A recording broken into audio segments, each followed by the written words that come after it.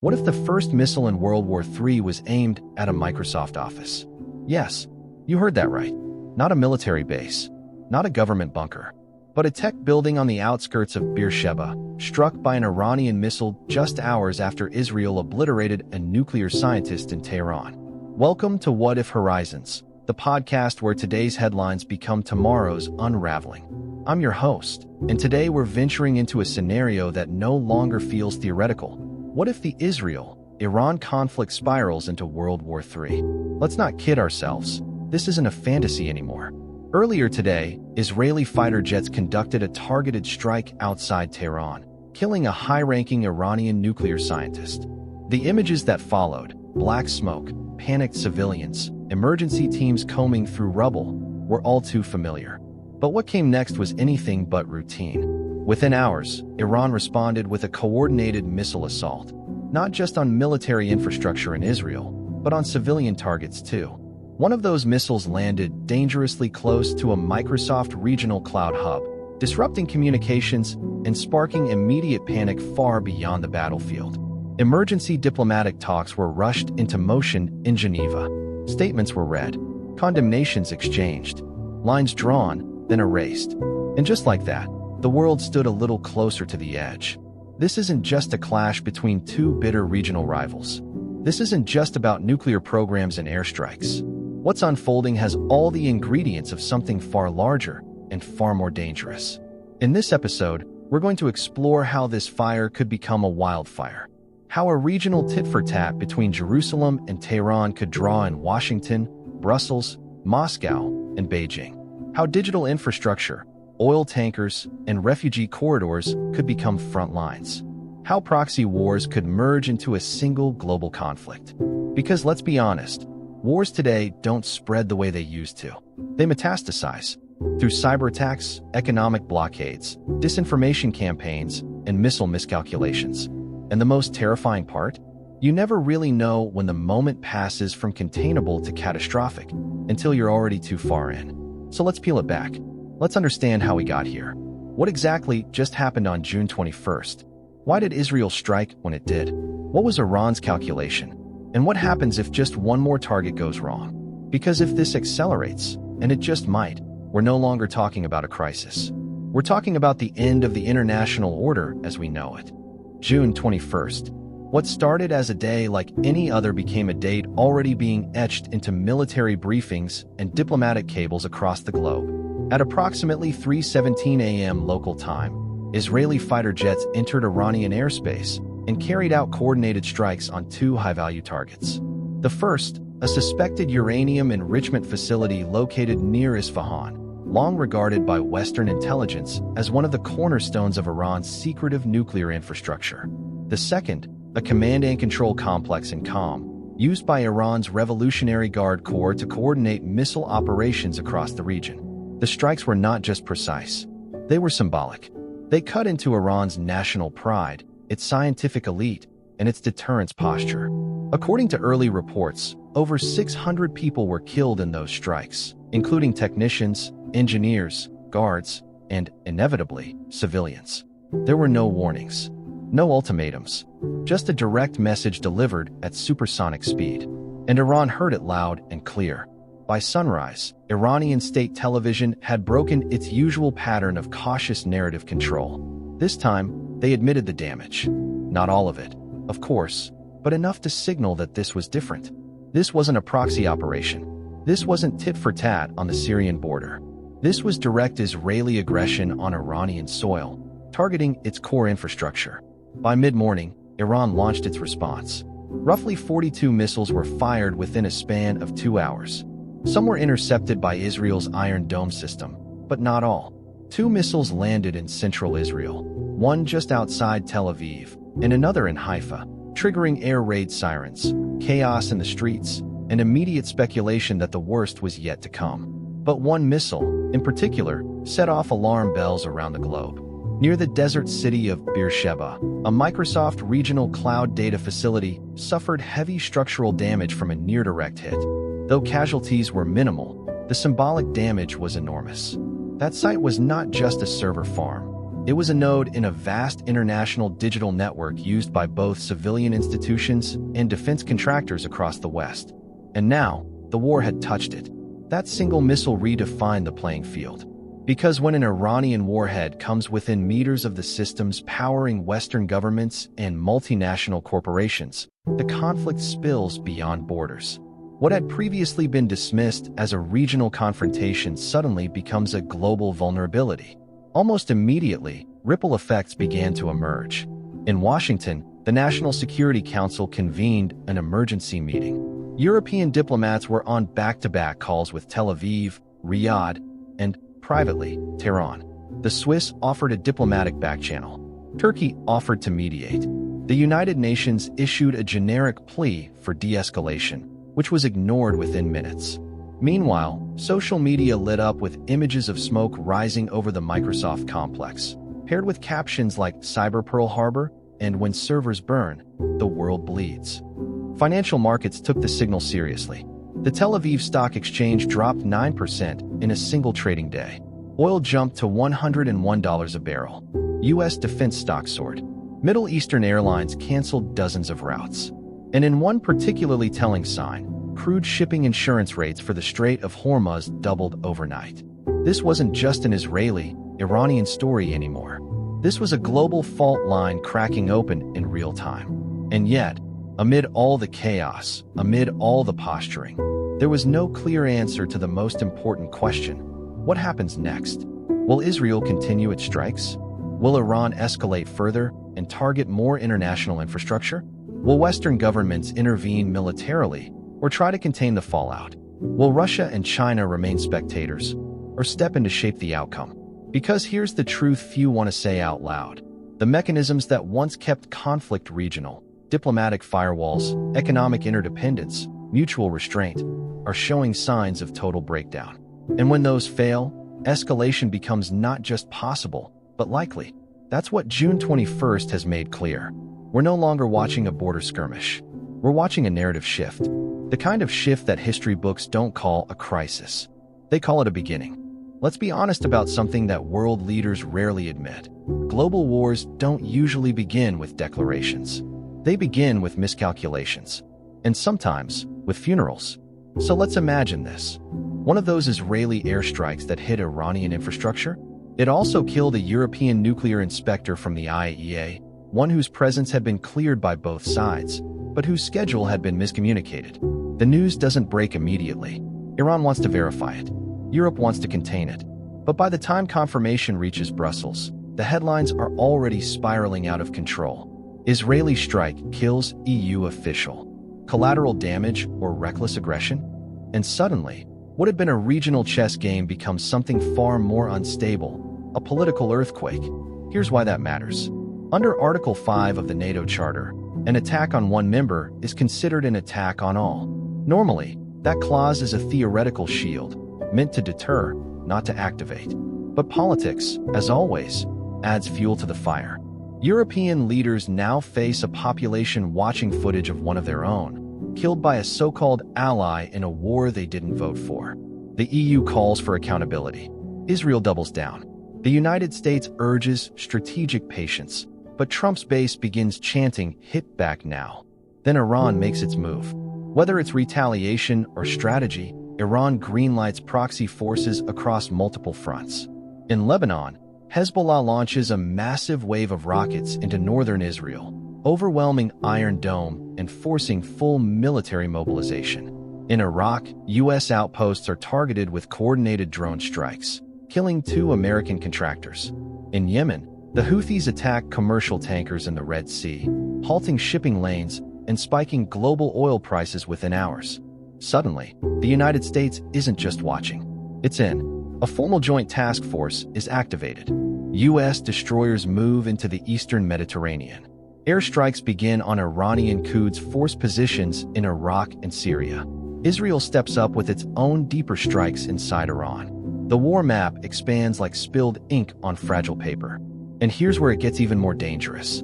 Because this is the moment other powers begin to smell opportunity or threat. Russia begins by denouncing U.S. and Israeli imperialism.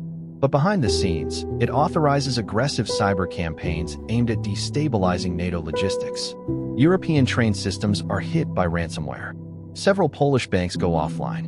In the Baltics, GPS blackouts disrupt air traffic control. No one can prove it's the Kremlin, but no one doubts it either. China takes a different route. While publicly calling for restraint, it moves naval assets into the Strait of Hormuz under the guise of protecting global shipping and securing its energy lifelines. In reality, it's establishing presence, not for Iran, not for the West, for itself. At this point, all the traditional red lines have blurred. Israel calls for allied support, invoking its special relationship with Washington and informal cooperation with NATO. But back in Europe, anti-war protests fill the streets. Berlin is paralyzed between moral outrage and energy dependence. Paris hesitates. Warsaw demands stronger NATO cohesion. And then it happens. One Iranian missile, likely targeting an airfield, lands several kilometers off course. It hits a NATO ship, a Spanish destroyer operating under a joint command structure, providing early warning data from the Mediterranean. The blast kills 11. Among them, 3 Spanish nationals, 1 Italian, and 1 Canadian. This is no longer a theoretical trigger. This is Article 5 with names, faces, and funerals. The pressure on NATO becomes unbearable. Washington signals total coordination. Canada, deeply shaken, supports intervention. Spain demands justice. The United Kingdom, with its new government eager to reassert global relevance post-Brexit, offers to lead a naval task force. NATO doesn't declare war, but it authorizes force protection measures across the eastern Mediterranean and begins direct strikes on missile launch sites traced back to western Iran. Iran, in turn, declares these strikes an act of war against its sovereignty and begins mobilizing full scale. And so, the dominoes fall. Not because anyone wanted a world war, but because no one could stop a world of wars from merging into one. And the scariest part? This entire escalation, every step, follows a logic that seems almost inevitable in hindsight. Once the threshold is crossed, once NATO strikes Iranian territory and Iran hits back, the world doesn't just split into sides. It fractures into systems. Each superpower now faces a choice, not whether to participate, but how much to lose by staying out. The United States is already in. There's no ambiguity left. With the death of American contractors and the missile strike on a NATO naval vessel, the president now frames the conflict not as intervention, but self-defense. U.S. troops are rapidly deployed into Kuwait and Qatar. Air bases in Jordan and the UAE are fortified. Aircraft carriers position themselves in the eastern Mediterranean and Arabian Sea. But this isn't just about boots on the ground. Washington authorizes offensive cyber operations designed to disable Iranian air defense systems and radar arrays. Within hours, reports emerge of blackouts across Iranian military installations, followed by unconfirmed rumors of Israeli jets reaching deeper than ever before into Iranian airspace. Simultaneously, NATO convenes an extraordinary session. What begins as a call for unity quickly devolves into anxious bargaining. Eastern European nations, Poland, Romania, the Baltics, demand more NATO troop presence along their borders, fearing Russia will exploit the distraction. Western Europe, still grappling with domestic protests and inflation, hesitates. But one thing is clear: NATO is no longer a passive alliance.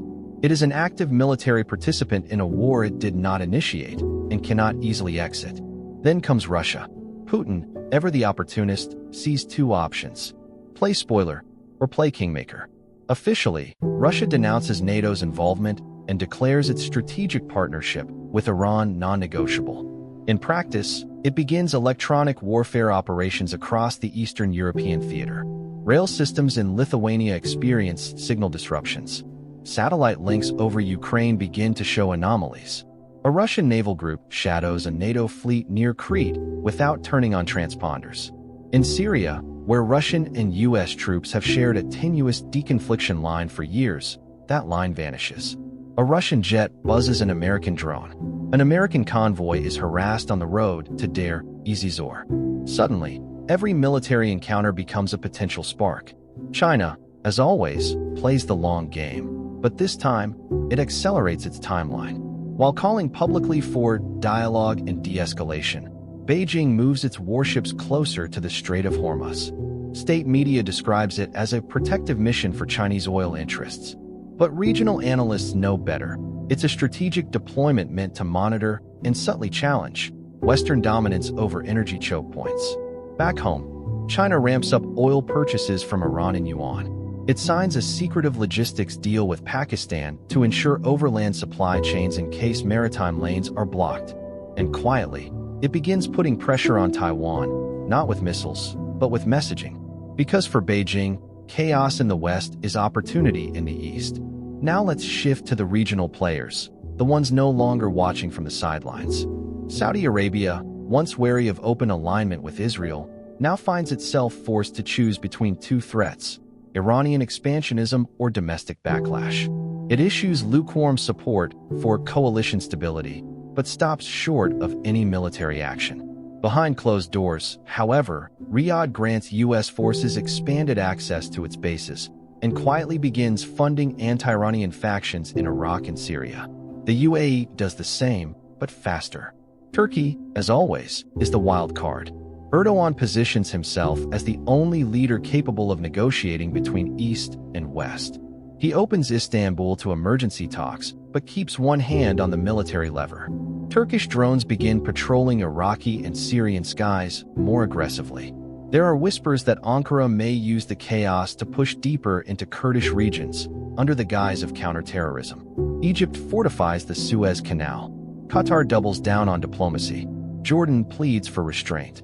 But no one, absolutely no one, can stop the storm that's already in motion. The war begins to expand into new domains. Sea lanes are disrupted. Commercial shipping through the Red Sea and Gulf of Oman drops by 60%. Insurance premiums triple. Oil prices breach $120. Global trade begins to cease. In cyberspace, the gloves come off. Russia hits European electricity grids with testing strikes. Iran retaliates against Israeli hospitals and public transport systems. The U.S. unleashes coordinated cyberattacks on Iranian missile command centers. Anonymous hacker groups join the fray. Attribution becomes impossible. Trust in basic digital infrastructure begins to erode globally. Even space isn't off limits. Satellites begin behaving erratically. Communications blackouts affect entire regions for hours. Both the US and China accuse each other of spoofing orbital telemetry. No one admits to anti-satellite attacks, yet. But the militarization of low Earth orbit is no longer a future concern. It is unfolding silently above our heads. And all the while, the public around the world watches in confusion, fear, and exhaustion. Protests erupt in Berlin, Chicago, and Jakarta. Stock markets crash, recover, crash again. Food prices begin to climb. And through it all, one terrifying reality becomes clear. The world is no longer responding to war. It is adapting to it. There's a moment in every war when the headlines begin to sound the same. Strikes, retaliation, sanctions, summits. And in that moment, something slips quietly out of frame: the people. By the third week of open conflict, the humanitarian cost is no longer a side story. It's the main event. Let's start with the numbers. They're incomplete, unreliable, and still deeply horrifying. Over 4 million people displaced across the Middle East. In Iran, cities like Shiraz and Mashhad are seeing the largest internal population movements since the Iran-Iraq War. Thousands flee toward the Afghan border. Yes, Afghanistan, because they believe it might be safer than staying. In Lebanon, the collapse is nearly absolute. Hezbollah's offensive has triggered an Israeli ground response in the south, turning entire villages into ghost towns. UN peacekeepers are pulled out. Electricity fails. Fuel disappears. Banks shut down. The Lebanese pound crashes again. Meanwhile, Syria becomes what experts now call a corridor of chaos. Not one faction controls it anymore. The regime, the Kurds, Iranian militias, US forces, Turkish proxies, Russian troops, all occupy overlapping zones, and none of them are safe. And then there's Gaza, caught between a renewed front with Israel and the impossibility of exit. But this is not just a regional catastrophe. This is a continental wave. In the first 10 days alone, Europe sees over 100,000 asylum applications from the new exodus. Italy activates emergency naval patrols in the Mediterranean. Greece reopens border detention centers. Poland calls for a coalition of moral clarity, while Hungary builds a second border fence and says, "Not again." It's not just the borders under pressure, it's the politics. In France, mass demonstrations turn violent as public opinion splits between supporting humanitarian aid and demanding national security. In the UK, a fragile coalition government collapses over a bill proposing a new refugee quota system. In Sweden, the far right gains 12 points in a single week. The backlash is not theoretical, it's electoral. And then come the protests. In Istanbul, thousands march for peace until riot police break it up, citing foreign influence. In Berlin, a pro-Palestinian rally turns into a clash with police. In Washington, activists blockade the Capitol, demanding an end to the war, calling it another forever war with a different name. All the while, the institutions meant to protect civilians are stretched to breaking. The UNHCR runs out of tents. The World Food Program begins rationing wheat shipments to refugee camps in Jordan and Iraq. Doctors Without Borders loses 3 field clinics in Syria to bombing. No one claims responsibility. Even the Red Cross admits that some areas are now unreachable. Not too dangerous, just logistically impossible. Roads destroyed. Aid convoys hijacked. Internet down. And in Geneva, New York, and Brussels, the world's diplomats try and fail to contain the unraveling. The United Nations Security Council meets in emergency session for the 4th time in 2 weeks. Vetoes fly like shrapnel. Russia blocks a resolution condemning Iran. The US blocks one condemning Israel. China abstains. And nothing moves. Neutral nations try to step in. Switzerland offers to host talks. Iran declines. Brazil offers to facilitate a ceasefire. Israel refuses. Turkey proposes a regional summit. The Saudis laugh. Even the Pope issues a desperate plea for a humanitarian pause. It trends for 2 hours, then vanishes under memes and misinformation. And then we hit the point no one likes to talk about. When people stop watching, war fatigue sets in. The news cycle moves on. Viewership dips. Hashtags fade. But for those living inside the conflict, there is no scroll button to swipe away what's happening. They live without electricity. They drink from plastic bottles under tarps. They bury relatives in mass graves because morgues are full. They line up for food rations under skies that could fall at any moment. And perhaps most painfully of all, they begin to forget what peace actually felt like. This is what global war looks like in the 21st century. It's not just tanks and jets. It's refugee spreadsheets, burned out hospitals, diplomatic deadlocks, and millions of lives caught between satellite imagery and silence. So the question becomes, is there a way back? Or have we already crossed the line where even survival becomes political?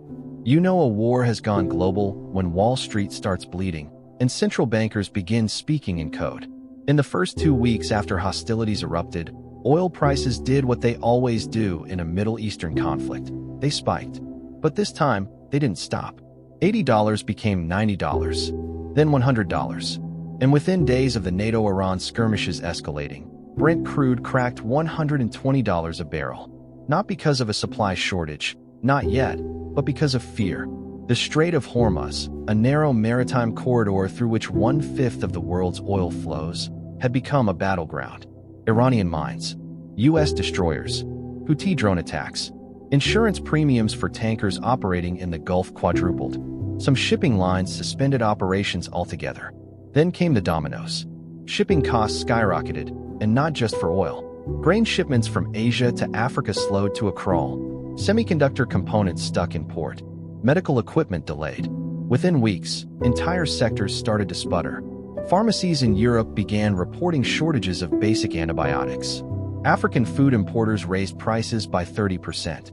Latin America saw fuel queues reminiscent of the 1970s oil shocks. But unlike the 1970s, this wasn't a supply war. It was a confidence war. And confidence, as every economist knows, is the lifeblood of markets. Stock indices around the world entered what analysts cautiously called correction territory until they collapsed outright. The Nikkei dropped 11% in 1 week. The FTSE, 14%. The Dow Jones fell over 3,000 points in a single session before circuit breakers halted trading. Central banks, caught between the jaws of inflation and recession, scrambled to respond.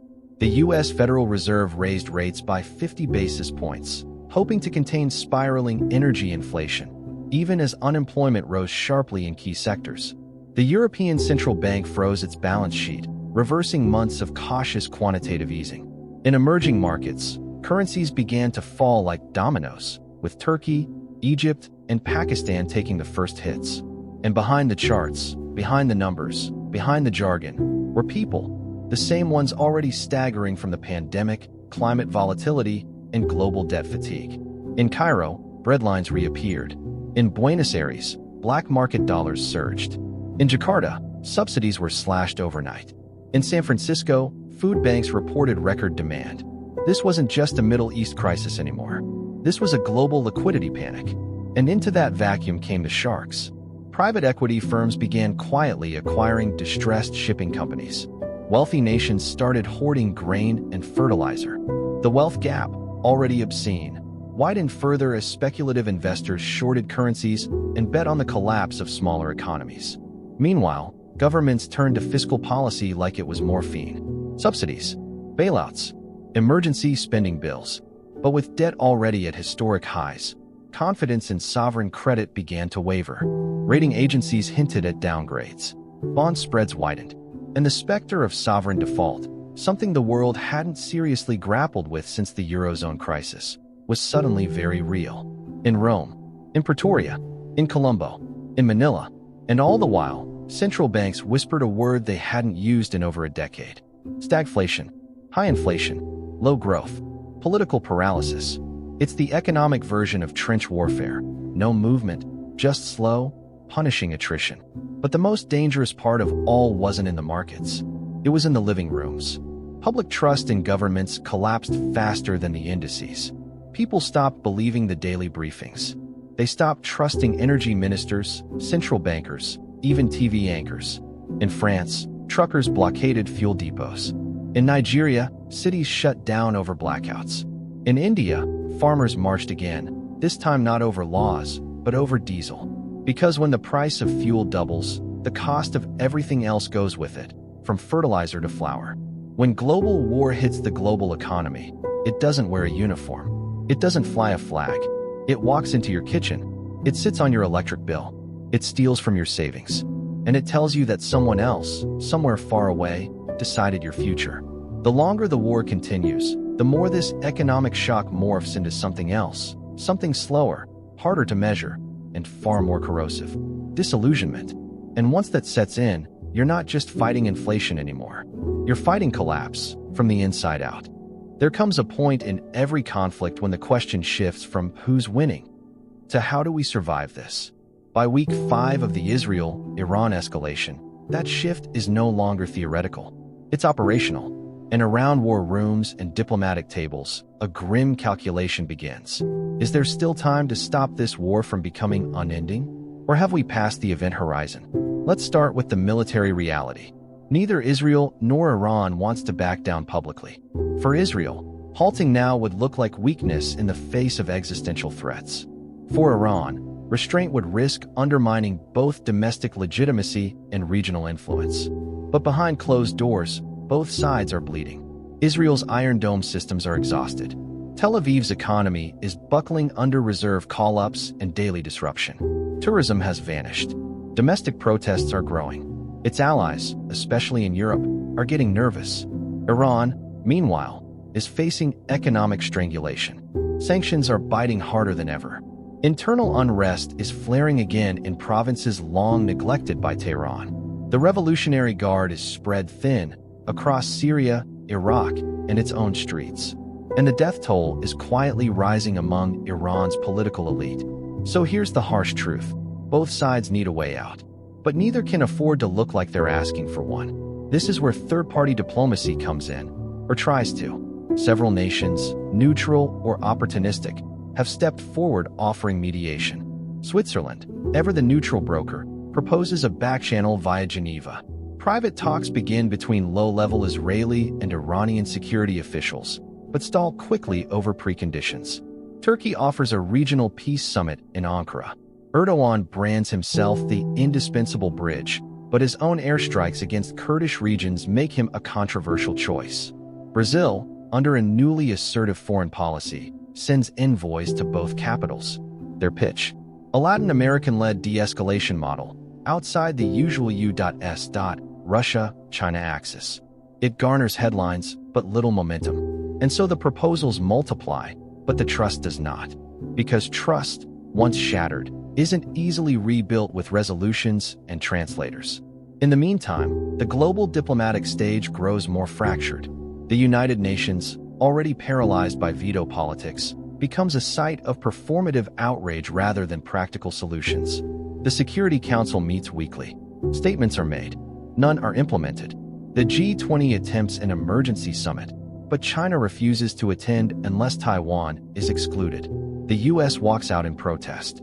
The final communiqué is a watered-down appeal for restraint, with no binding terms. And still the missiles fly. Still the oil burns. Still the markets tremble. So what are the real options? Option 1. An internationally enforced ceasefire, underwritten by a multilateral security presence, possibly with forces from non-aligned nations like India, Indonesia, or South Africa. The advantage? A neutral buffer that neither side can claim victory over. The downside? It requires both Israel and Iran to trust the buffer and to hand over enough sovereignty to make it work. Highly unlikely in the current climate. Option 2. A Cold War-style frozen conflict. Not peace, not war. Just a ceasefire in name only, with proxy battles continuing in Iraq, Syria, and the Red Sea, but no direct hits on each other's soil. That buys time, but it doesn't solve anything. And it risks slipping back into full war the moment one faction oversteps. Option 3. Nuclear deterrence diplomacy. It's ugly. It's dangerous. But it's real. Quiet signals are already being sent behind the scenes, the kind that never make headlines. Movement of certain submarines. Surveillance satellites shifted into new orbits. Leaks about arsenal readiness. The message is clear. If this continues, escalation could reach existential levels. And that fear, the one word no strategist likes to say aloud, nuclear, might paradoxically become the brake pedal no one else can provide. But here's the wild card: domestic unrest. In both Israel and Iran, protests are growing. Not against the war itself, at least not uniformly, but against how it's being waged. Against the costs, the deaths, the censorship, the lies. And across Europe, Latin America, and Asia, the rising chorus of civil society, NGOs, journalists, students, business leaders, is demanding a reset. This could be the opening, not from governments, but from below. From pressure, not policy. From people finally saying, enough. But let's not pretend this is easy, because every step toward peace now feels like a personal risk for the leaders involved. A loss of face, a sign of surrender, a betrayal of the dead. And so we stand on the edge of two competing truths. One, that global war, once unleashed, is nearly impossible to contain.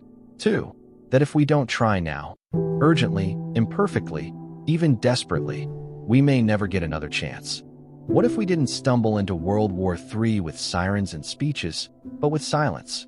What if there was no formal declaration, no iconic photograph of leaders signing a war pact, no live broadcast of tanks rolling across borders?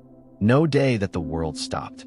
Only 1,000 days where the world shifted imperceptibly until we found ourselves staring at the abyss from inside it? Because here's a thought no one wants to entertain. Maybe we're already at war. Maybe we've been in it for a while. Think about it.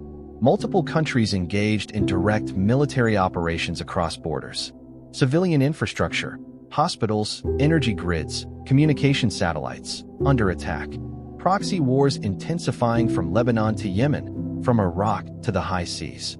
Cyber warfare disrupting elections, economies, even hospital ventilators. Global supply chains decimated. Refugees by the millions. A financial system cracking at its stress points. World leaders speaking more through warnings than through diplomacy.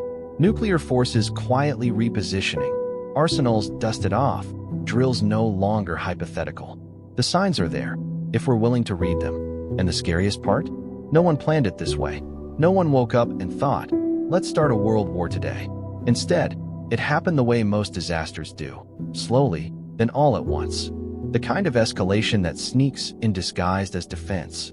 The kind of conflict that no longer needs front lines, because your phone, your wallet, your power grid are the front lines.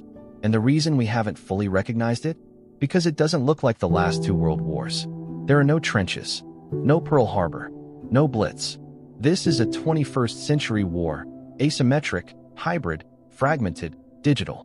A war where you can be a combatant without a uniform, where your nation can be under attack without a single bomb falling, where your choices, what you believe, what you share, what you vote for, become ammunition.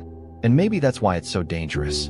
Because when something doesn't feel like a war, it's much harder to stop it before it destroys everything. Because we tell ourselves, it's just a spike in oil prices, just another drone strike, just one more base hit, just one more convoy ambushed, just one more cyber attack, just one more protest turned riot. And then one day, it's not just anymore. It's irreversible. And we'll look back, trying to find the moment it began, as if there was ever just one. But there won't be one, because maybe we've already passed it. Maybe it was when that Microsoft office in Beersheba was hit, and no one could agree if it was strategic or symbolic. Maybe it was when that NATO vessel went down and everyone tried to play it off as miscalculated targeting. Maybe it was when we started referring to death tolls by the week instead of by the name. Maybe it was when we stopped being shocked. So let me ask you this, not as a podcast host, but as a fellow human being trying to make sense of this timeline we're all stuck in. What if we've already arrived at the war we thought we were trying to avoid? Then the question isn't what if anymore. It's what now? How do we back out of a war that doesn't have clear borders or rules or even an agreed-upon name? How do we prevent escalation when every actor feels like they're defending themselves? How do we write peace treaties for a war that started by accident and sustains itself on inertia? These are the questions no general can answer, no algorithm can simulate, because they're not about firepower. They're about humility, about recognizing that the only way out of this spiral might not be strength, but restraint. And maybe, just maybe, we need to stop asking who's right and start asking, who's left? Who's left to stop it? Who's left to say enough? Who's left to remember that a world war doesn't need to begin in order to already be underway? We began this episode with a question: what if the Israel-Iran conflict spirals into World War III? But after everything we've explored, the military escalations, the geopolitical alignments, the refugee crises, the market implosions, the breakdown of diplomacy, maybe we're asking the wrong question.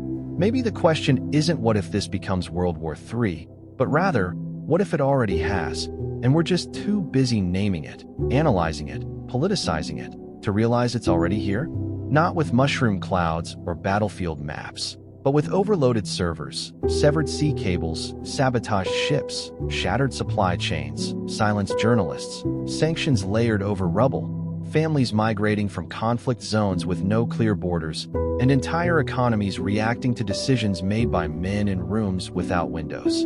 Think about how easily it unfolded. One missile, one retaliation, one headline, one summit that failed, one assumption that the other side would blink first. That logic would prevail. That escalation would peak before it tipped.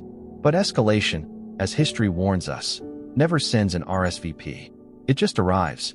And by the time we realize what it is, it's already woven itself into the price of bread, the rhythm of sirens, the subtext of every speech, and the way people say goodbye without knowing if it's the last time. And then what? What happens when our definition of peace shrinks to mean just the absence of nuclear fire? When the goal isn't justice or stability, but just delay? When the best-case scenario is a frozen conflict that sours for decades, shaping the childhoods of millions, distorting the futures of economies, silencing art, radicalizing youth, exhausting leaders, and numbing everyone else. Because here's the truth most governments won't say out loud. It's easier to manage a war than to end it. War feeds budgets. It unifies factions. It distracts from domestic failure. It manufactures relevance. Ending it, that requires risk. It requires owning up to miscalculations. It requires humility. And it requires trust, which, by now, is rarer than clean water in the war zones we just described. So maybe the deepest fear isn't that this will spiral. Maybe it's that it won't. that it will persist, quietly, lethally, indefinitely, until we all forget what peace actually felt like. Until conflict becomes a background noise in our lives, something we tolerate, something we normalize, something we explain away to our children as the world being complicated. Until our generation becomes the one that looked war in the face and shrugged. But it doesn't have to end that way. It never has to. Every war in history was a choice, whether admitted or not. Every peace was fragile, but possible. And every collapse started with someone believing they could still control the next move. So maybe we don't need another speech or headline or expert panel. Maybe what we need is something ancient. Something we've buried beneath decades of cynicism, distraction, and self-interest. Conscience. The stubborn, inconvenient voice that says, enough. Not when it's convenient. Not when we've won. But now, while we still can. If there's one thing history has taught us, it's that wars rarely begin with clarity. They begin with fear, with miscalculation, with pride disguised as patriotism. They begin with small decisions layered atop one another like dry kindling, until one spark, one misread signal, one drone too far, lights the fire that no one can put out. And what we face now isn't the start of such a fire. It's the spreading. The realization that the fire may already be in the walls, behind the curtains, beneath the floorboards, and we've been too busy blaming each other to smell the smoke. But here's what still remains, what always remains, just before the point of no return: agency. We still have it. Not just governments, not just diplomats. You, the person listening to this right now. Agency to care, to question, to speak, to vote, to pressure, to remember that peace is not the absence of bombs, it's the presence of courage. And right now, we are starved for courage. Because if we don't insist on diplomacy, loudly, relentlessly, without apology, then we are silently endorsing a future none of us would choose. A future of normalized displacement, rolling blackouts, children who only know war, economies rebuilt around defense industries, and truths eroded by constant propaganda. So before we end this episode, we'll ask the final what if. What if we stopped watching this unfold like a spectator sport? What if we didn't wait for a mushroom cloud, or a body count, or a NATO declaration? What if we all said, right now, in 1,000 different ways, across every border and time zone, no further? And if you believe even a fraction of that is worth considering, then don't let this episode be where your engagement ends. Subscribe to What If Horizons. Share this episode with someone who thinks none of this affects them, because it already does. Comment on what you think the world needs to do now, not tomorrow, not in the aftermath, but now. And join us next week, where we ask a very different but equally urgent question. What if the internet becomes a battlefield in World War III? Until then, stay alert, stay brave, and never stop asking, what if?